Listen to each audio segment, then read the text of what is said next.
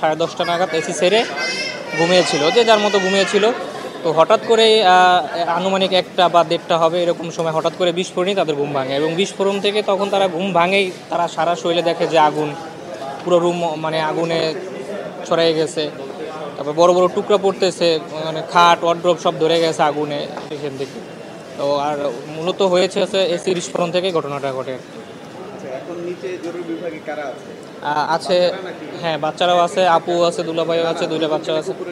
হ্যাঁ 2জনকে নিয়ে ওরাও ছিল এখানে, কিছুক্ষণ আগে ওদেরকে শিফট করা হয়েছে। আর এই 2জনকে এখনো রাখা হয়েছে? অবজারভেশনে রাখা হয়েছে এখনো। বর্তমানে বোন, ভাই, দুলাভাই, বাচ্চা কেউ অবস্থায় বর্তমানে ভালো নাই, সবারই অবস্থা গুরুতর। কারণ তাদের শরীরের 80% পুড়ে গেছে, তাদের শরীরের এখন শুধু পরানটাই বাকি আছে, আর কিছু সব পুড়ে গেছে শরীরে। আমাদের কাছে গত রাত 2টা নাগাদ একই পরিবারের 4 জন রোগী এসছে। তারা এসি বিস্ফোরণের মাধ্যমে অগ্নিদগ্ধ হন, এবং পরিবারের যিনি পুরুষ ওনার 47% পুড়েছে, এবং যিনি নারী আছেন ওনার 15% পুড়েছে, এবং 2জন শিশু আছে। একজন শিশুর 40% পুড়েছে এবং একজনের 8% পুড়েছে। আমরা সকলকেই ভর্তি রেখেছি, একজনের 7 বছর এবং একজনের 6 বছর।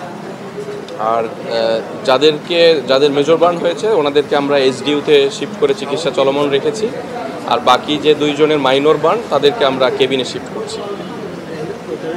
পুরুষ রোগী যিনি আছেন ওনার মুখমণ্ডল পুড়েছে, ওনাকে আমরা সাসপেক্টেড ইনহেলেশন ইনজুরি হিসেবে চিকিৎসা শুরু করেছি, কিন্তু শ্বাসনালী পুড়েছে এটা এখনও ওনার সিমটমগুলো আসেনি।